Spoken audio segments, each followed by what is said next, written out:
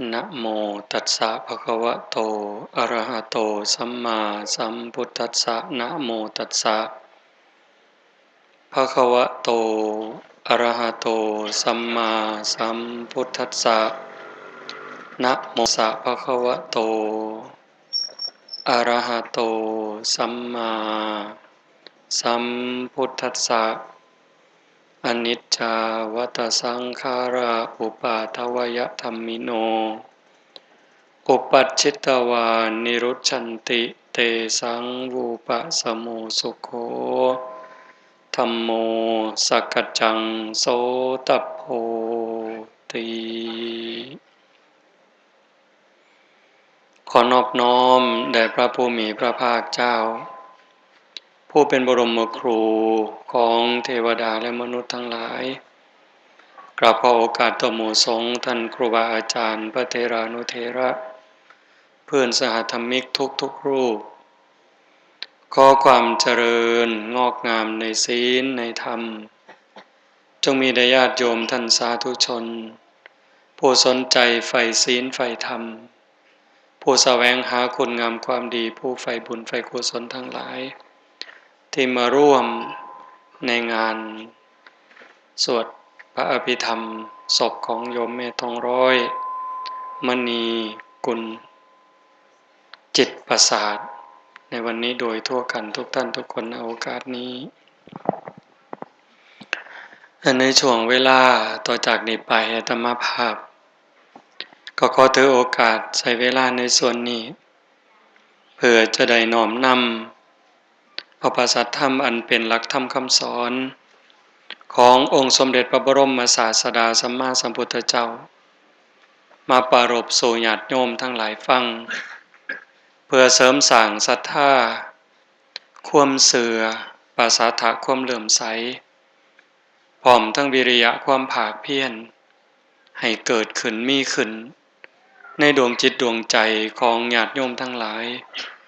จนกว่าสิสมควรแก่การเวลาสำหรับญาติโยมที่ประนมมืออยู่ก็เจริญพรใดว่างมือลงวางมือไว้เทิงตักนั่งให้มันสบายเท่าที่เฮาสิให้มันสบายกายได้อาจจะหลับตาฟังเจริญภาวนาไปพร้อมบ่จำเป็นเฮาก็สิบ่เว้าคันให้มันดีขึ้นไปกว่านั้นผู้มีโทรศัพท์ก็ปิดไว้จักคราวฟังเทศน์จบก็จังเปิดใหม่เป็นหยังเพื่อให้มันได้ประโยชน์หลายที่สุดในการได้มาร่วมในงานแบบนี้อาตมาก็เชื่อว่าญาติโยมเนี่ยไปร่วมงานแนวนี้งานสวดอภิธรรมงานชาปนกิจศพพระราชทานเพลิงศพปีหนึ่งก็หลายสิบผู้บางคนอาจสิเป็นร้อยงานแต่ว่าเป็นหยังกิเลสในใจเฮาเนี่ยมันจังบ่ทันหยุบ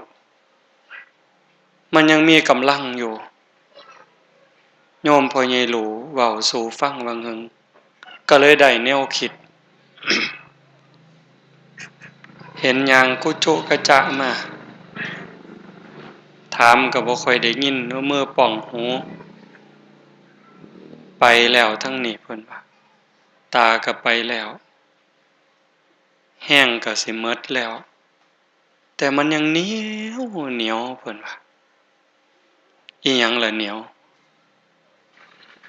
ญาติโยมว่าอีหยังเหนียวเหตุที่ให้เฮ็ดมาเกิดนี่ล่ะโตสิพามาเกิดอีกมาเฒ่าอีกมาเจ็บมาป่วยมาไข้มาโซ่อีกแล้วก็สิตายอีกนั่นคือกิเลสโยมลองหลับตาแล้วก็นึกคักๆเฮามาร่วมงานศพมาเบิ่งความจริงมาเห็นคนจริงแต่ว่าส่วนใหญ่มันก็บ่เห็นดอกเฮามาร่วมงานศพ ก็บ่ค่อยเห็นคนตายเพราะปานใดบางเทื่อเห็นคนตายแล้วร่วมงานศพเห็นคนตายแล้วแต่ว่าบางเทื่อมันก็บ่ทันได้น้อมเข้ามาใส่ตนเห็นเป็นเรื่องของผู้อื่นเจ็บเรื่องของผู้อื่นเฒ่าเรื่องของผู้อื่นตายลางเทื่อก็เกิดสงสารผู้ตายสงสารผู้ยังพอมันตายแม่มันตายลูกมันเป็นกำพร้าเป็นตะลุโตนมันเพิ่นว่าเด้ลางเทื่อก็ลูกมันตายโอ้ยลุโตนแม่มันลุโตนพ่อมันสิคิดฮอดลูกมันสิทุกข์หลายอันนี้คือความรู้สึกถามว่าดีบ่อันนี้ก็มาจากน้ำจิตน้ำใจที่เต็มเปี่ยมไปด้วยความรักความเมตตาที่มีในใจแต่ว่ามันได้ประโยชน์อิหยังพอปานใดก็ได้ระดับหนึ่งแต่ว่าให้หลายไปกว่านั้นเพราะเป็นหวานเป็นยามันบ่ได้โยมบ่พอเป็นหวานเป็นยาบ้านเปาะเฮานี่ยังดีจักหน่อยมีครูบาอาจารย์มีผู้หลักผู้ใหญ่มีกัลยาณมิตรพาเฮ็ดในสิ่งที่งดงามสิ่งที่ดีงามอาตมาก็เว้าอยู่เสมอไปไสก็พยายามเว้าว่าบ้านเปาะนี่งดงามฟังเทศน์ฟังธรรมเรียบร้อยประเพณีสืบทอดฮอดลูกฮอดหลานคือกับเมืองเทวดาทั้งๆที่บ่เคยเห็นแต่ว่าเฮาเฮ็ดดีเฮ็ดถูกมันก็น่าสรรเสริญที่อาตมาว่ามันบ่พอเป็นหวานบ่พอเป็นยานั่นก็หมายความว่าลางเทื่อไปร่วมงานศพเห็นศพบางเทื่อก็บ่เห็นคนตายจิตใจยังคิดไปแนวบ่แม่นคิดไปแนวต่างยังอยากได้ยังอยากมียังอยากเป็นลางเทื่อยังคิดสิเอารัดเอาเปรียบผู้อื่นอยู่ลางเทื่อยังอยากรวยไปหน้าสิเฮ็ดให้ผู้ใดลำบากก็ตามให้ผู้ใดเป็นทุกข์ก็ตามจนกระทั่งข้ามศพไผไปก็ได้ขอแต่ให้สมหวังขอแต่ให้ได้ในสิ่งที่เจ้าของต้องการปรารถนานี่แหละที่อาตมาว่ามันบ่เป็นหวานมาร่วมงานศพแต่บ่พอได้หวานบ่พอได้ยาเอาไปเป็นข้อเตือนจิตสะกิดใจได้ยินโยมพ่อใหญ่หลูเว้ามันก็เลยคิดแม่นความลาวเด้แต่มันก็ดีส่ำหนึ่งดีอย่างหนึ่งว่าเฮาได้เข้าวัดได้รู้จักแบ่งปันได้รู้จักให้ทานได้ให้ทานได้แบ่งได้ปันได้รักษาศีลได้ฟังเทศน์ฟังธรรมได้เจริญภาวนาอย่างน้อยๆมันก็ได้บุญละบุญนั่นเป็นที่พึงของสัตว์ทั้งหลายในโลกนี้ในโลกหน้าพร้อมทั้งโลกต่อๆไปแต่มันสิตัดวงจรแห่งการเวียนว่ายตายเกิดได้บ่มันก็บ่ทันได้แต่มันก็ดีกว่าเฮาบ่สนใจเลยดีกว่าบ่จักเฮ็ดอาตมาจะเว้าเสมอยิ่งมีผู้หลักผู้ใหญ่เข้าไปหาก็ต้องเตือนสติเสมอแม่นสิได้ดับได้ดีสิร่ำสิรวยมีเงินหมื่นล้านแสนล้าน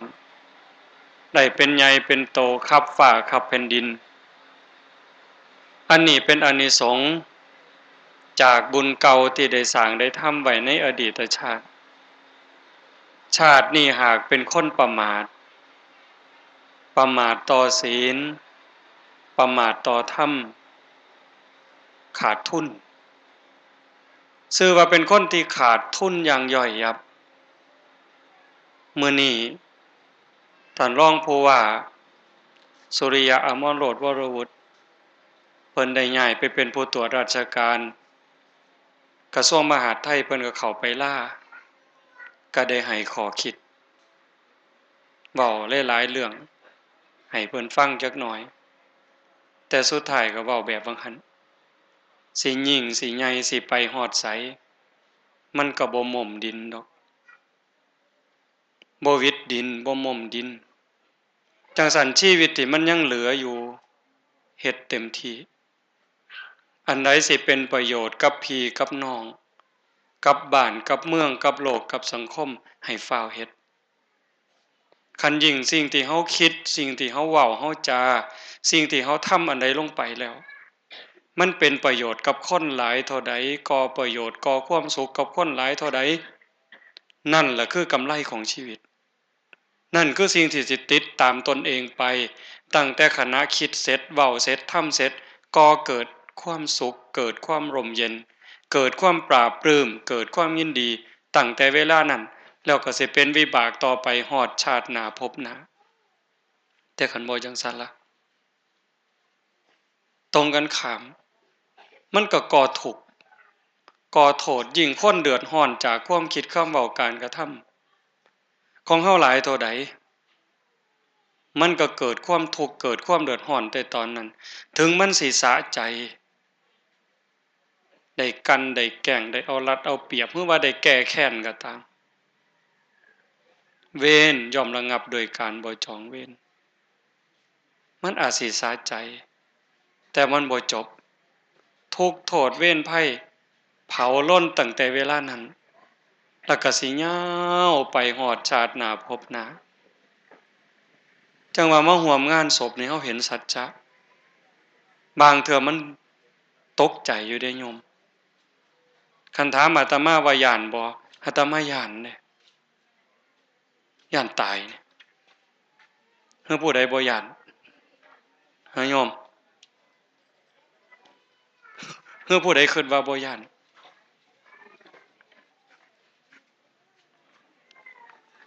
ทุกคนจะต้องเป็นคันตายแล้วมันแล้วตายแล้วมันจบเกิดเทื่อเดียวตายเทื่อเดียวบ่ต้องรับผลบุญผลบาปถ้ามาก็ว่าจักสิไปย้านให้มันเป็นอีหยังแต่เฮาเบิ่งคนวิถีชีวิตของคนที่เป็นอยู่กันตั้งแต่เกิดมาแต่เป็นเด็กน้อยทุกข์พระพุทธองค์เพิ่นว่าชาติปิทุกขาความเกิดเป็นทุกข์อันนี้เกิดหยาบๆเกิดทางกายเนี่ยพอแต่แม่ตั้งท้องก็เกิดความหักลูกแพงลูกกินก็ยากแล้วเด้แนวใดที่เคยมักเคยกินชอบหลายมักหลายแต่ว่ามันสิเป็นอันตรายกับลูกแม่หยุดอยากกินปานใดก็อดเอาทุกข์แล้วเด้เนี่ยแนวใดที่ผู้เฒ่าผู้แก่เพิ่นว่ามันเป็นประโยชน์กับลูกในท้องลูกสิแข็งแรงลูกสิสมบูรณ์ลูกสิคลอดง่ายแม่นบ่มักปานใดก็ฝืนใจกินนี่ทุกข์จากฮักทุกข์จากเกิดฮอดมื้อคลอดมันแม่ก็ลอยเทิงลอยเจ็บปวดเจียนตายผู้บางคนห้องให้จมให้ว่าผู้บางคนตายอีหลีลูกก็คือกันลอยเทิงลอยล้านเทิงล้านพ้นจากท้องแม่มาให้หมดซุคนโยมเคยเห็นอยู่บ่คิดบ่ต้องว่าเคยเห็นล่ะโยมคิดว่ามันสิมีจักคนอยู่บ่พอแต่หลุดจากท้องแม่มาร้องเพลงเลยหรือว่าหัวเราะแอ๊กๆมาโลดบ่มีดอกห้องไห้รอดลมรอดตายเลี้ยงแต่สิใหญ่มาได้แต่ละคนบัดผู้บางคนก็โลกหลายเลี้ยงยากอย่างอาตมานี่เพิ่นว่ามันเลี้ยงยากอุ้มนี่ถือมือเดียวมันอุ้มสองมือบ่ได้มันน้อยโพดอุ้มมือเดียวฉีดยาจักสิฉีดวันใดหม้องใส่น้ำเกลือบ่มีจนได้ใส่ทั้งหัวเสียบเข้าน้ำเกลือทั้งกระหม่อมมึงดิ แต่ก็ใครว่าอาตมาบ่เว้ายากเบิดเลี้ยงยากตั้งแต่เป็นเด็กน้อยบัดใหญ่มาเป็นขู่เป็นคนผู้บางคนมันเลี้ยงง่ายอยู่ตั้งแต่น้อยบัดยืนได้ใหญ่มาบัดนี้เป็นวัยรุ่นแข็งแรงแฮงแต่เว้ายากบัดพ่อแม่ห้องให้จักเทื่อนำลูกโยมอันนั่งอยู่นี่ผู้ใดบ่เคยให้เหลือใจนำลูกแน่นี่ยกมือเบิ่งบ่เคยน้ำตาตกย้อนลูกเว้ายากย้อนลูกมันหยาบมันมึนนี่มีบ่ยกมือเบิ่งน่ะมีจักคนโอ้สาธุมีอยู่ดอกอืมลูกสาวกับพะโลลูกชายกับปะโทบักเฒ่าคำผานผู้บางคนผานตั้งแต่ในบ้านจนฮอดทุ่งนาพุ่นคักหลายนี่คือทุกข์เด้เกิดมาเป็นทุกข์ทุกข์เกิดย้อนเกิดแล้วก็บ่พอบัดอันนั้นเว้าถึงทุกข์ทางกายแต่ทุกข์ทางใจล่ะพระพุทธเจ้าเพิ่นเว้าถึงตรงนี้เด้ทุกข์ทางใจทุกข์อุปาทานหักปั๊บทุกข์ปั๊บสั่งปั๊บทุกข์ปั๊บโกรธปั๊บทุกข์ปั๊บโลภอยากได้ของคนอื่นปั๊บทุกข์ปั๊บอิจฉาปั๊บทุกข์ปั๊บน้อยใจปั๊บทุกข์ปั๊บภพชาติเกิดมื้อนึงเป็นแสนๆภพแสนๆชาติอันนี้เว้าถึงรายละเอียดลงไปก็บ่ทันเว้าตรงนั้นเพียงแค่เว้าพื้นๆเกิดเป็นทุกข์โยมก็สิเห็นอยู่อันต่อมาแก่เป็นทุกข์ฮู้จักแก่บ่โยมแก่เป็นทุกข์อันว่าเฒ่าว่าแก่นี่บ่ดีจักอย่างคนเฒ่าคนแก่สิว่าบ่ดีเพิ่นสิเครียดเนาะก็เฒ่าหมดซุคนแต่ว่าถึงว่ามันบ่ดีน่ะหมายความว่าหูก็ไปแล้วคือโยมพ่อใหญ่รู้ว่าเว้านำก็ฮะอีหยังก็ครับน่ะสำบายบ่บัดนี้ทุกข์แล้วเด้ตาบัดนี้เหลียวบ่คักโยมเคยห้อยก้นเข็มบ่ถูกบ่เหลือใจบ่นี่ทุกข์เด้นี่เหลียวเบิ่งไกลๆเอามือป้องหน้ามันแม่นผู้ใด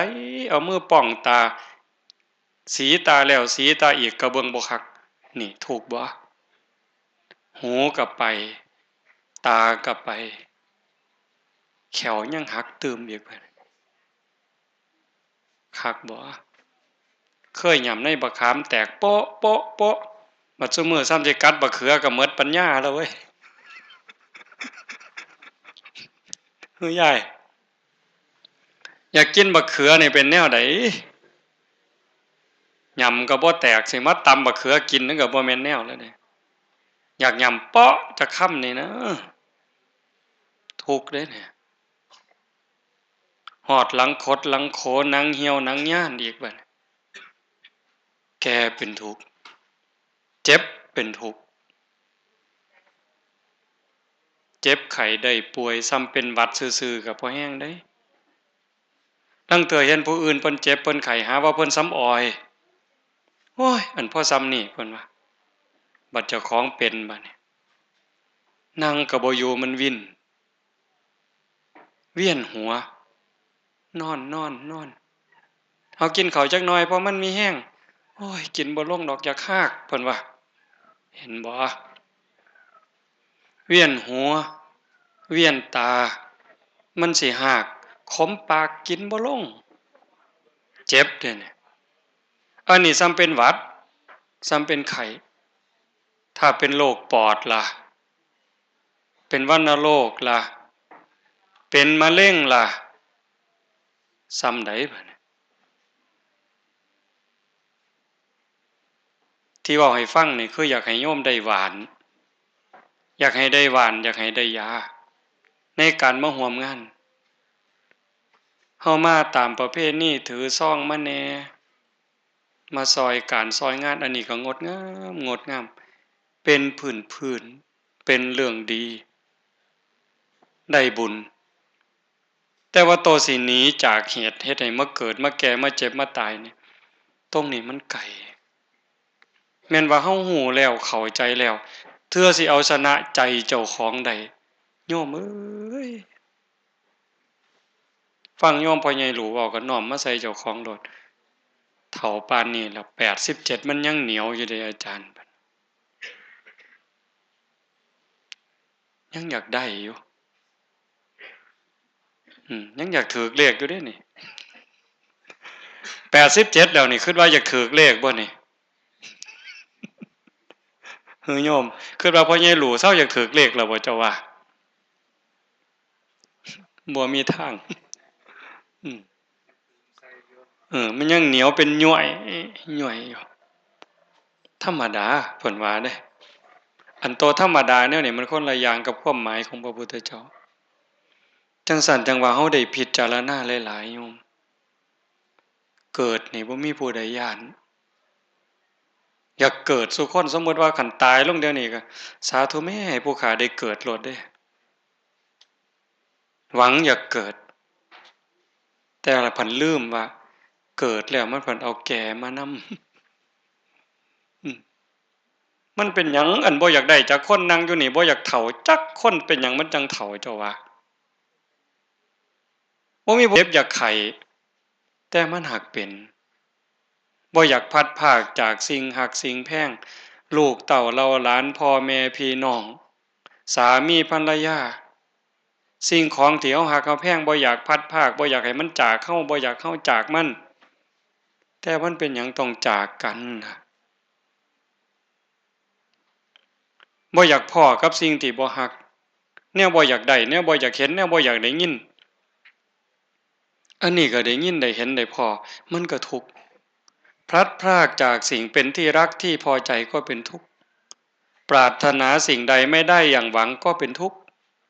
ประสบกับสิ่งไม่เป็นที่รักที่พอใจก็เป็นทุกข์พระพุทธเจ้าชี้ชัดปานนั้นสุดท้ายตายก็เป็นทุกข์เฮาย้านแก่ย้านเจ็บย้านตายแต่ว่าเฮาบ่เคยย้านเกิดจักเทื่อเพราะว่าเฮามองบ่ทะลุเบิ่งบ่ชัดย้อนเกิดมันจังแก่มันจังเจ็บมันจังตายคันบ่เกิดอย่างเดียวแก่มันสิมาแต่ไสเฒ่ามันสิมาแต่ไสอันว่าเฒ่าบ่มีแนวดีก็ยังว่าตั้งแต่เฮ็ดเฒ่าก็ยังบ่อยากได้เว้ยเนาะอืมแต่มันเป็นธรรมชาติทุกสิ่งทุกอย่างเกิดมาก็ดำเนินไปสู่ความแตกดับชีวิตก็คือกันมันดีอย่างหนึ่งว่าญาติโยมเฮาทั้งหลายเนี่ยเฮาเป็นคนมีศรัทธาต่อพระพุทธศาสนาศรัทธาในหลักธรรมคำสอนก็เป็นผู้บ่ประมาทเฮาเข้าวัดเข้าว่าให้ทานรักษาศีลฟังเทศน์ฟังธรรมเจริญภาวนาซอยงานบ้านงานสังคมอันใดพอหยิบพอจับพอเฮ็ดพอแต่งซอยกันเฮาเฮ็ดเสียสละเพื่อสังคมเพื่อส่วนรวมเฮ็ดอันนั้นเป็นอุปนิสัยเป็นห่อข้าวห่อน้ำสำหรับการเดินทางในวัฏสงสารแต่พระพุทธเจ้าเพิ่นก็บ่ได้สรรเสริญให้เฮาอยู่พอส่ำนั้นให้เฮาเห็นสัจจะเห็นความจริงหลายขึ้นเพื่อจะได้ปลดเปลื้องตนเองออกจากสิ่งร้อยรัดที่สิเฮ็ดให้เฮามาเกิดมาแก่มาเจ็บมาตายตรงงานศพนี่ล่ะที่อาตมาอยากชี้ตรงงานศพเนี่ยนี่มันเป็นสัจจะนี่มันเป็นความจริงคนจนก็ทอกันคนรวยก็ทอกันคนด้อยโอกาสก็ทอกันผู้มีอำนาจวาสนาอภิสิทธิ์อิทธิพลยิ่งใหญ่ปานใดก็ทอกันเม่นเนี่ยบางเถื่อคนพิการขอท่านกับเผาบนเดียวกันนั่นละกับเศรษฐีในหมู่บ้านในชุมชนไปจบกันอยู่บนหันพ่อกันอยู่บนหันเสมอภาคกันอยู่บนหันจังสันในขณะที่เป็นอยู่ในโลกเฮ็ดจังได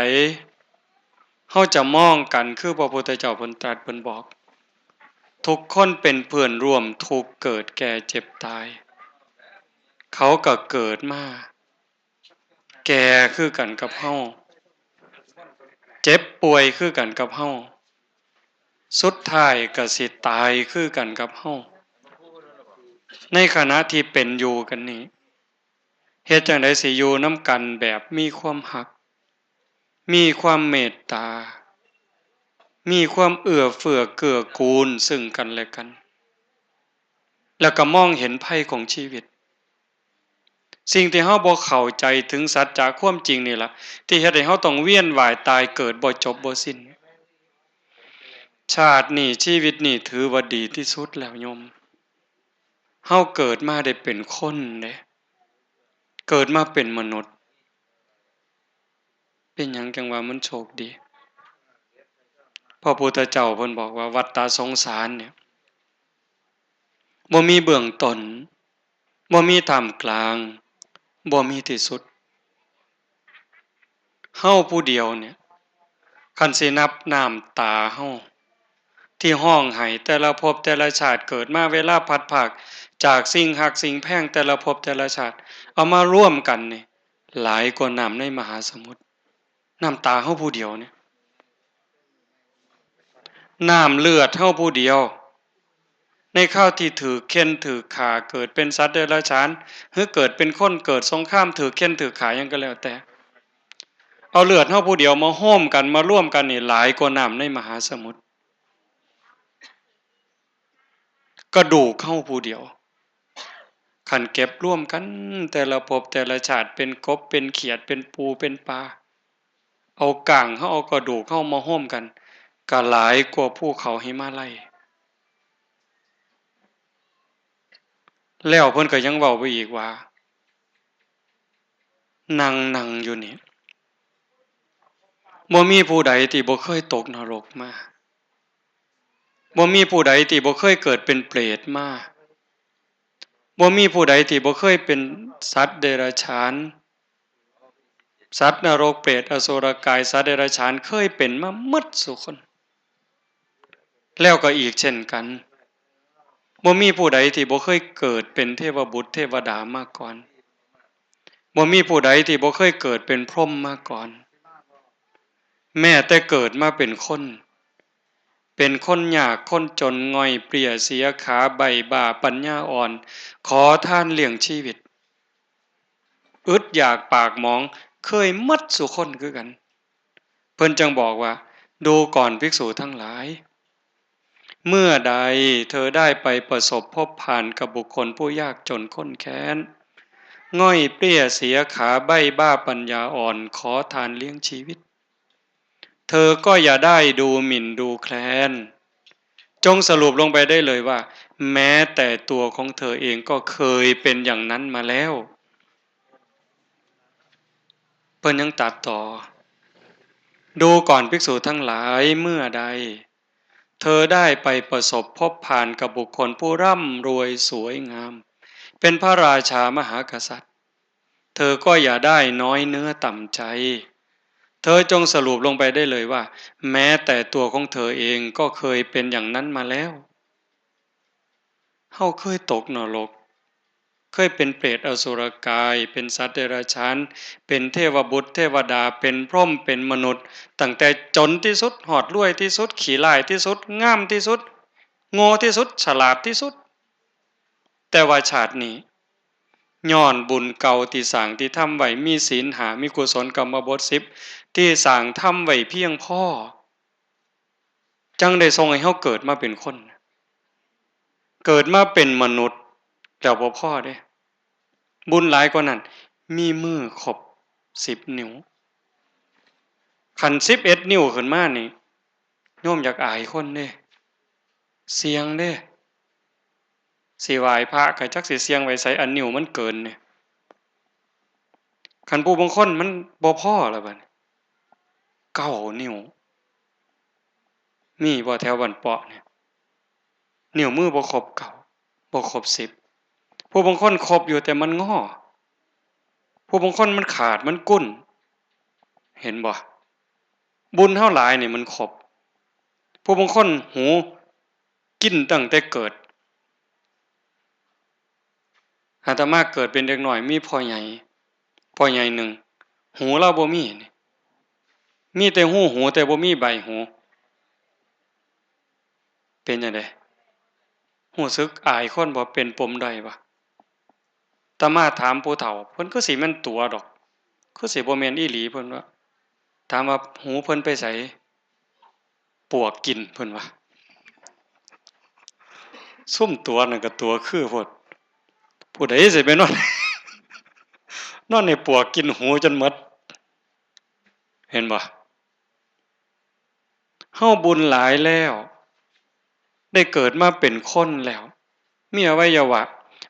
ครบถ้วนมันสิขี้ร้ายก็ตามเถาะมันสิเตี้ยๆด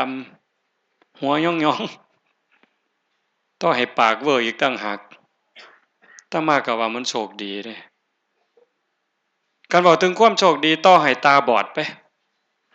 เกิดมาเป็นมนุษย์แล้วได้พบพระพุทธศาสนาได้เกิดในผืนแผ่นดินไทยใต้ร่มพระที่พบรมโพธิสมภารของพระบาทสมเด็จพระเจ้าอยู่หัวนี่ต่อให้ตาบอดต่อให้หูหนวกต่อให้ขาขาดแขนขาดแต่ว่าหากจิตใจยังเสื่อบาปมีบุญมีชาติหน้าชาติก่อนนรกสวรรค์มีเฮ็ดดีย่อมดีจริงเฮ็ดชั่วย่อมชั่วจริงคนผู้นั้นชื่อว่าบ่แม่นคนอาภัพไม่ใช่คนอาภัพตาบอดหูหนวกนี่แขนขาดขาขาดนี่ขอทานเลี้ยงชีวิตนี่ไม่ใช่คนอาภัพหากจิตใจยังเสื่อบาปเสื่อบุญยังอยากเฮ็ดดีอยากเฮ็ดประโยชน์กับโลกกับสังคมมีจิตใจเมตตาต่อผู้อื่นคนผู้นั้นบ่แม่นคนอาภัพตรงกันข้ามรวยหมื่นล้านแสนล้านจบการศึกษาเมืองนอกปริญญาตรีโทเอกด็อกเตอร์ก็แล้วแต่ยิ่งใหญ่ครับฝ่าครับแผ่นดินแต่ว่าจิตใจขาดศีลขาดธรรมขาดความเมตตาบ่มีความกตัญญูต่อพ่อแม่บ่ฮักถิ่นฐานบ้านเกิดนั่นคือคนอาภัพโดยแท้คนที่น่าสงสารคนที่น่าสลดสังเวชที่สุดที่เขาดีเขาเด่นเขาหล่ำเขารวยนั่นเป็นผลบุญจากอดีตแต่ชาตินี้เขากลายเป็นคนอาภัพเสียแล้วทิ้งประโยชน์อันใหญ่หลวงซะแล้วจังสันมาห่วมงานศพเนี่ยแต่มาจังบ่เว้าเรื่องศพเพราะว่ายังสิมีมืออื่นอาจารย์จะลั่นมือหลวงตาสมบูรณ์มือเผาหลวงพ่อเจ้าคณะจังหวัดเพิ่นต้องเว้าอยู่แล้วแต่อยากชี้ตรงนี้จากพ่อใหญ่หลู่เว้าสู่ฟังว่า87แล้วมันยังเป็นยางเหนียวหน่วยๆอยู่ก็เลยได้แนวคิดน้อมมาใส่เจ้าของนี่บ่ได้เชื่อเพิ่นอย่างเดียวนี่น้อมมาใส่เจ้าของนี่บวชมาปีนี้28ปีกำลังค่านี่28พรรษานี่มันลดบ่กิเลสหือเจ้าอย่าคุยเด้ว่าเจ้าไปรักษาศีล8นี่ไปจังหันซุมื้อนี่เจ้าอย่าคุยเข้าวัดเข้าว่ามาปานนี้อย่าคุยคันบ่ฝึกบ่ฝนบ่ฮู้จุดสิเอาเนี่ยตั้งใจไปแต่บ้านว่าไปทำบุญพุ่นตัวหนึ่งข้าวใส่กล่องใส่ถ้วยแก้วเอาใส่ตะกร้าบัดลงไปฮอดวัดนี่ถ้าจอบแต่สิตักเอาหลายกว่าเก่านี่ขาดทุนเด้เจ้ายามวัดมีบุญมีงานต้มไข่ไปหน่วยเดียวเพราะบ่อายหมู่นี่โอ้ยอ่อนซ่อนเด้เอาไข่ไปหน่วยเดียวแต่พอพระยาถาสัพพี่แล้วตะขวมพระถาดใส่ตะกร้าปิดปึ๊บพุ่นเพิ่นว่าเพิ่นไปเอาบุญในหั่นน่ะกูเข้าวัดตั้งแต่มึงบ่ทันเกิดพุ่นยามเพิ่นคุยกันเป็นจังไดไปดูเขาว่อแหวนมาอยู่เฮือนพุ่นอยู่ในจานนั่นจานมีชื่อว่าว่อแหวนถ้วยก็ว่อแหวนพระถาดก็ว่อแหวนฮอดซ่อนพูนบัดชาวบ้านเพิ่นมาพ้ออ้าวแม่ใหญ่ถ้วยเจ้าคือมีชื่อว่อแหวนคือเขียนว่อแหวนไว้เจ้าชื่อแม่ใหญ่สีบ่แม่นบ่ก็แม่นอยู่กูชื่อสีกูเขียนว่อแหวนไว้ซื่อๆว่อสีนี่เห็นบ่บัดกิเลสมันสิเล่นงานคนนะดีบ่ดีนี่ที่ติดวัดนี่มึงเอ้ย ขันบ่ทันเฮ็ดกำแพงนี่ก็ปลูกกอไผ่รดแล้วเว้ยแกวัดนั่นละนำซับมันไปเรื่อยๆนี่ซับหน่อไม้แต่ฟังเจ้าของนี่ตัดก็ตัดแต่ฟังเจ้าของนี่ก็ไปฮอดใส่ที่ดินภูเขาฮอดนั่นระบุเข้าไปเครื่องวัดพุ่นคักบ่เจ้านี่คือบ่ฮู้เหลี่ยมกิเลสนี่จังว่าบวชมาโดนกว่าอาตมาก็จังว่าขออภัยครูบาอาจารย์ผู้บวชโดนกว่าอาตมามันอาจสิหมดกันแล้วอาจสิเบาบางไปก็ได้ลางเทื่อมันอยากจะหายคนอยู่นี่ลางเทื่อก็เป็นตาสร้างคนนี่ลางเทื่อก็เป็นตาจะหายลางเทื่อก็เป็นตาสร้างทั้งๆที่เฮาพยายามระมัดระวังเพียรเฝ้าเพียรเบิ่งมันอยู่จังสั่นพ่อใหญ่หลูบ่ต้องเสียใจเด้อมันย่อยๆอยู่นี่ก็เผามันต่อฝึกฝนแต่มันดีอยู่ตัวสิขุดรากถอนโคนเฮาอาจจะเฮ็ดบ่ทันได้แต่เฮาฝึกอยู่บ่อยๆเพียรอยู่บ่อยๆพระพุทธเจ้าเพิ่นเปรียบคือกันครับเฮาขุดบักจกนะด้ามบักจกด้ามเสียมด้ามมีดด้ามเกี่ยวใส่อยู่ซุมื้อจับอยู่ซุมื้อมือเฮามันก็บ่แม่นกระดาษทรายเด้แต่ว่าโดนไปใส่โดนไปด้ามบักจกเป็นหยังมันจังเหลื่อมแท้มันยังกิ้วได้ด้ามเสียมแบบยังกิ้วได้ด้ามมีดด้ามขวานมันเป็นยังกิ้วย้อนการขุดการฟันใส่อยู่รูดูการเผากิเลสก็คือกันการให้ท่านเป้าหมายสูงสุดอยู่ที่เอาชนะความขี้ทีคนขี้ทีมันท่านบ่ได้ท่านไปนำเสียดายไปนำตั้งเทื่อก็ท่านหน่อยหวังอยากได้หลายก็มีคือไม่ออกนี่ล่ะมาซอยงานศพจังซี่บางบ้านบางบ่อนไปซอยงานแต่งก็เขียนไว้หมดเด้เขามาซอยนี่นางก่อมาซอย100นายขอมาซอย200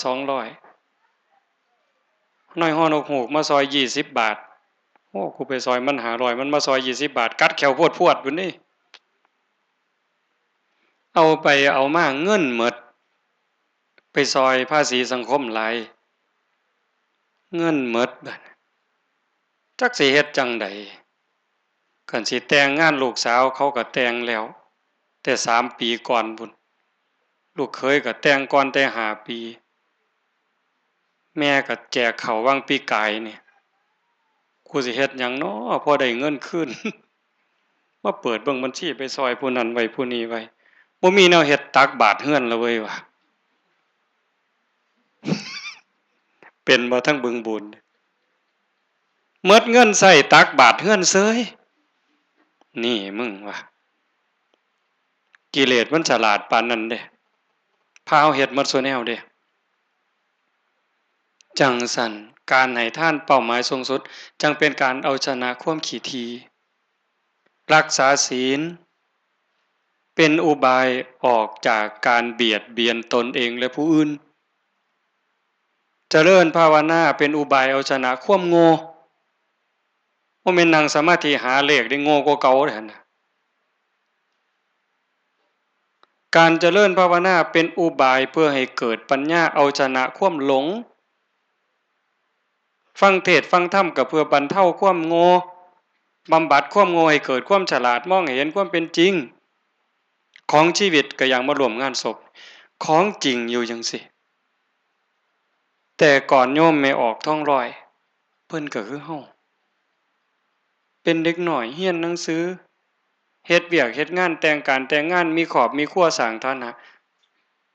แต่ก็ดีว่าเรามีศรัทธาให้ลูกชายบวชตัวเราเองก็เข้าวัดเข้าว่าประพฤติปฏิบัติแต่สุดท้ายความจริงก็คือความจริงต้องแตกต้องดับไปตามกลไกของธรรมชาติมื้อนี้โยมไม่ออกเพิ่นหมดโอกาสหากว่าดวงจิตวิญญาณทบทวนเห็นว่าความเว้าอันใดความคิดอันใดการกระทำอันใด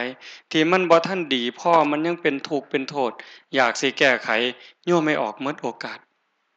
หมดโอกาสสิแก้ไขหมดโอกาสสิแก้ตัวในสิ่งที่ผิดพลาดบ่ดีบ่งามความคิดความเว้าการกระทำอันใดที่มันถูกต้องมันเป็นประโยชน์กับตนเองและผู้อื่นเป็นบุญเป็นกุศลแต่แท้ยิ่ง เสียชีวิตเฮาเอิ้นว่าเสียชีวิตเอิ้นว่าตายเนี่ยไปสู่ปรโลกเบื้องหน้าแล้วเห็นแล้วว่าชาติหน้าชาติก่อนมีจริงอันใดเป็นคุณเป็นประโยชน์อยากเพิ่มเติมในสิ่งที่ถูกต้องดีงามโยมไม่ออกหมดโอกาสเป็นจังไดบัดนี้หมดโอกาสสิเฮ็ดดีตื่มก็บ่ได้ข้อยอย่างเดียวคืออนุโมทนาสาธุนำลูกนำหลานนำแม่ป้าพ่อลุงพ่อใหญ่แม่ใหญ่ญาติธรรมที่มาบำเพ็ญกุศลนำเลามาให้ทานแหน่ไหว้พระรับศีลแหน่ฟังเทศน์ฟังธรรมแหน่เห็นเฮาเฮ็ดถูกต้องดีงามอนุโมทนาสาธุเราก็ได้บุญส่วนนั้นจังซั่นเฮานั่งฟังเทศน์โดยอาการสงบนี่ล่ะคือตอนบุญแม่ออกนี่คือโตบุญเด้นี่หม้องเกิดบุญมันเป็นภาคของการเจริญภาวนาบ่ให้เกิดปัญญาคันจะเว้าก็จะเว้าไปหลายมันโดนเติบแล้วมันสมควรเซาแล้วแต่ว่าอยากย้ำกับพี่กับน้องกับญาติกับโยมอันใดมันดีมันงามให้ฝ่าวเฮ็ดเฮาสิคิดว่าเฮายังหนุ่มยังสาวบ่ทันเฒ่าทันแก่คือสิบ่เป็นหยังง่ายดอกอย่าเว้าลางเทื่อมันบ่ต้องตายมันก็หมดโอกาสซ้ำเจ็บไข้ได้ป่วยนี่เจ้าก็เฮ็ดหยังบ่ได้แล้วอาตมานี่ผู้หนึ่งไปเทศน์งานศพก็บอกแต่คนอื่นบอกคนอื่นพู้นฟังว่านี่คนตายเป็นจังซี่เด้อแต่เจ้าของก็ลืมคิดเลยลางเทื่อมาร่วมงานศพก็ให้เห็นคนตายเพิ่นเว้าเด้นี่เห็นคนตายก็ให้น้อมเข้ามาใส่ตนเมื่อก่อนเขาก็เหมือนเราวันต่อไปเราก็จะเหมือนเขาพู้นเพิ่นเว้าอะแต่คิดว่าเจ้าของยังแข็งแรงบัดต้นปีนั่นหมอเขาว่าสิตายเลือดหนืดความจำเสื่อมล่มหน่อยออกซิเจนในเลือดหน่อยสิตายหั่นล่ะโอ้ยกูก็บ่ลืนหมู่ตั่วอันนี้คือเขาหมดซุแนวเจ็บได้ตายได้พิการได้อัมพฤกษ์อัมพาตนั่งกินนอนกินนั่งบ่ได้สำนอนกินนอนขี้พร้อมเป็นโอกาสที่สิเป็นได้คือกันหมดจังสั่นเฮาให้ฟ้าวเฮ็ดอันใดมันสิถูกต้องดีงามเป็นประโยชน์ให้ฟ้าวเฮ็ดโดยเฉพาะลูกสุดท้ายได้บัดนี้โดยเฉพาะลูกพ่อแม่รักเฮาส่ำใดล่ะก็สิส่ำโยมรักลูกนี่ล่ะนั่งอยู่นี่เป็นพ่อเป็นแม่เกือบ100%ล่ะบ่ต้องเว้าหยังหลายโยมรักลูกส่ำใดห่วงลูกส่ำใดพ่อแม่ก็ส่ำเฮาหั่นล่ะเฮาอยากให้ลูกดีลูกเป็นคนประเสริฐเป็นคนมีกับบ้านกับเมืองกับสังคมจั่งใดบ่เป็นภาระของสังคมจั่งใดคือกันอันที่พ่อแม่จมเฮาว่าเฮาจมเช้าจมแลงเขียวแล้วเขียวอีกก็คือกันอยากให้ลูกรักกันเข้าใจกันส่ำใดก็คือกันจังซั้นนี่เฮาพ่อแม่เป็นบุคคลสำคัญที่สุดพระพุทธเจ้าเพิ่นว่ามารดาบิดาเป็นครูคนแรกมารดาบิดาเป็นเทวดาของลูกมารดาบิดาเป็นพรหมของลูกมารดาบิดาเป็นพระอรหันต์ของลูกคักบ่บัดนี้สุดยอดบุญอยู่นำพ่อนำแม่คันเฮ็ดให้พ่อแม่มีความสุขบุญลูกก็จักจะเอาไปไว้ไสมันหลายโพดแต่คันถ้าให้น้ำตาพ่อแม่ตกย้อนความอุกอังสังขยาเหลืออกเหลือใจบาปก็จักจะไปไว้ไสคือกันเว้าฮอดบ่นี่โยมก็ทบทวนเจ้าของเบิ่งแหมตั้งแต่จำความได้จนฮอดมื้อนี้เฮาทันเฮ็ดดีให้พ่อแม่เพิ่นดีใจภูมิใจส่ำใดคุ้มค่าเพิ่นเช็ดขี้เฮาแล้วบ่แม่เช็ดขี้เฮาจักเทื่อกว่าเฮาสิเช็ดเองได้โยมทันเฮ็ดดีสมกับเพิ่นเช็ดขี้ให้เฮาแล้วบ่สมกับเพิ่นป้อนข้าวเฮาแล้วยังจักหมื่นคำกว่าเฮาสิกินเองได้สมกับเพิ่นอาบน้ำให้แล้วบ่มันจักพันเทื่อเพิ่นเปลี่ยนเสื้อผ้าให้จักเทื่อป้อนยาเฮาจักเทื่อ กวยอูแล้วก็กล่อมเฮาจักเถื่อสูบขี้มูกออกจากดังเฮาจักเถื่อเฮาจำได้บ่จังซั่นนั่นแนวใดมันดีให้ฟ้าวเฮ็ดสิเว้าดีกับพ่อกับแม่ก็เว้าตอนเพิ่นได้ยินเว้าดีๆงามๆให้เพิ่นได้ยินตอนเพิ่นได้ยินนำเฮาอย่าสะเว้านำพ่อแม่ดีๆตอนจุดธูปซะก่อนจังเว้าโอ้อันนี้เป็นตะลุโตนหลายเด้หลายคนเด้ได้เว้าดีนำพ่อนำแม่ตอนได้จุดธูปแม่เอ้ยฟังสวดอภิธรรมเด้อเพิ่นว่าโอ้ปานนี้จังคิดได้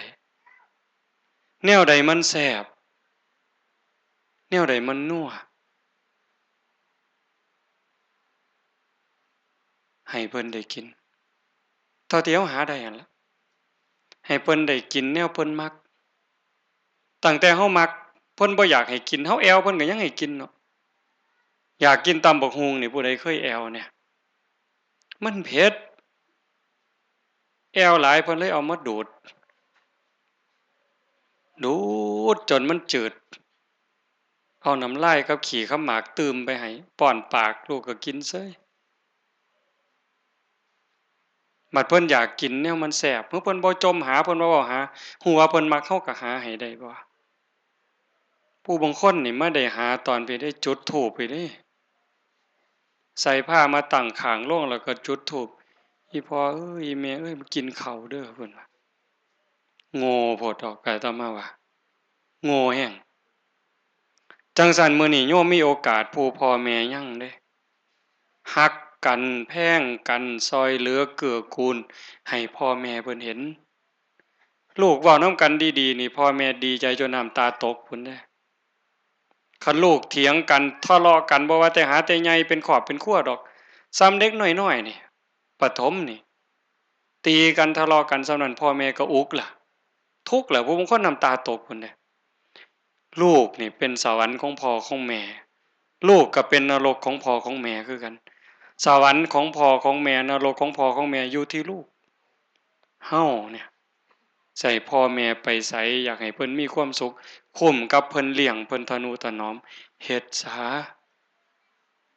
มื้อนี้โยมไม่ออกท่องลอยจากไปเฮาสมมุติว่าตายแต่เราสิไปไสนั่นขึ้นอยู่กับบุญกับกุศลคุณงามความดีที่สร้างไว้ในคราวมีชีวิต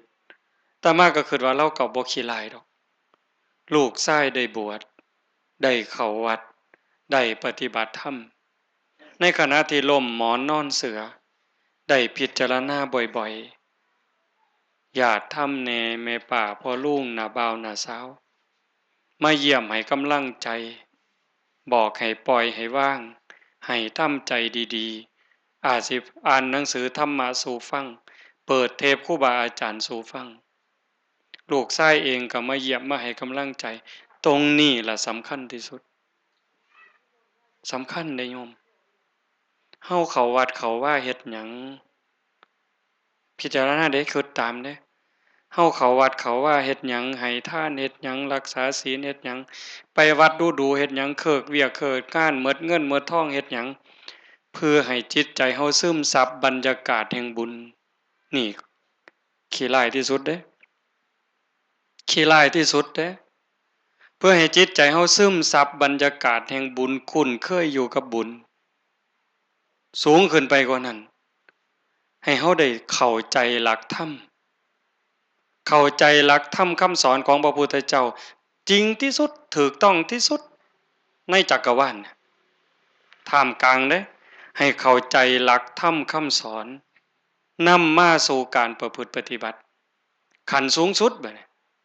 ของการเข้าวัดเข้าว่าฟังเทศน์ฟังธรรมประพฤติปฏิบัติเนี่ย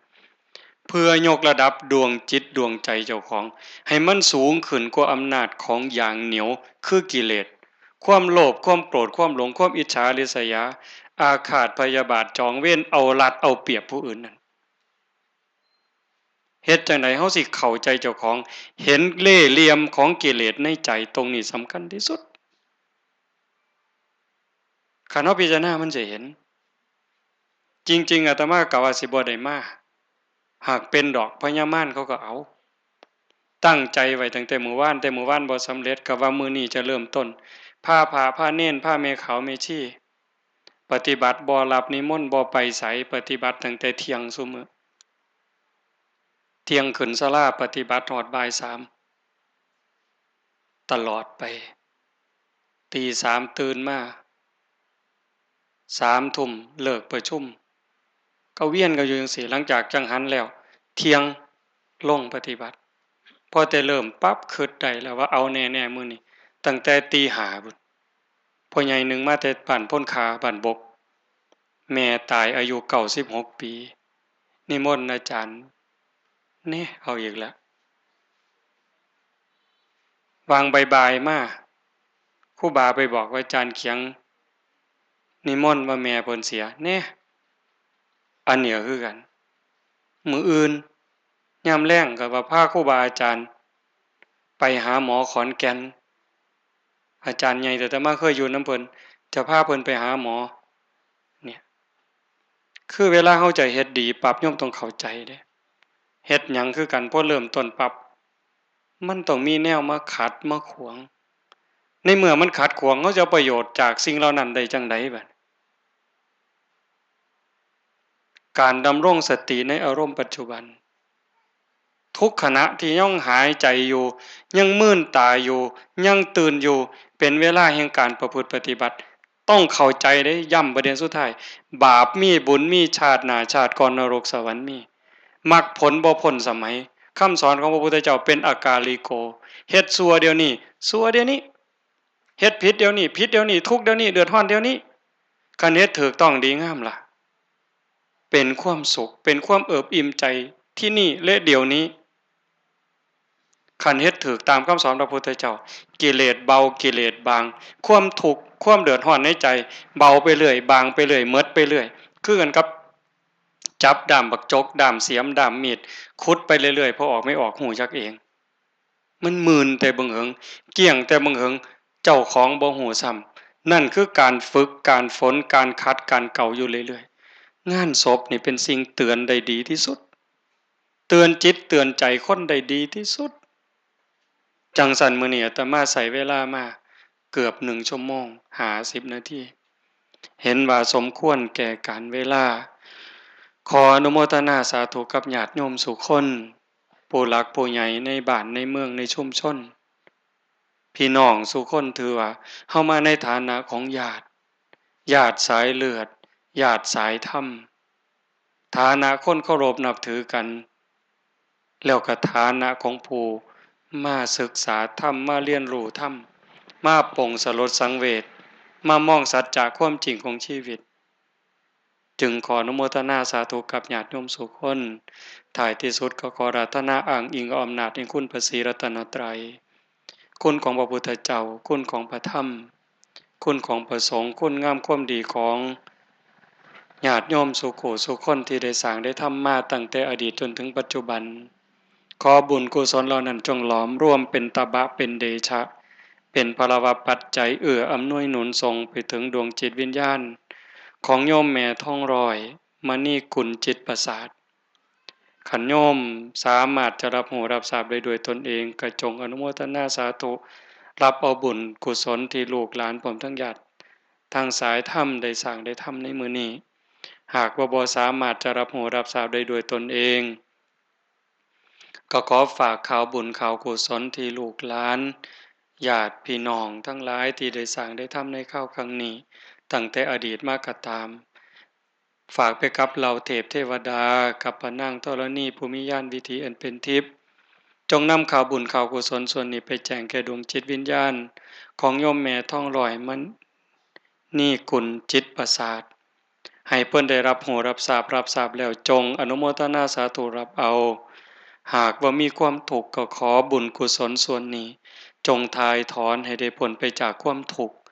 หากว่ามีความสุขดีอยู่แล้วก็ขอบุญกุศลส่วนนี้จงส่งเสริมให้ดวงจิตวิญญาณของโยมแม่ท่องลอยมณีกุลจิตประสาทได้มีความสุขยิ่งขึ้นไปสุดท้ายก็ขอบุญกุศลเหล่านั้น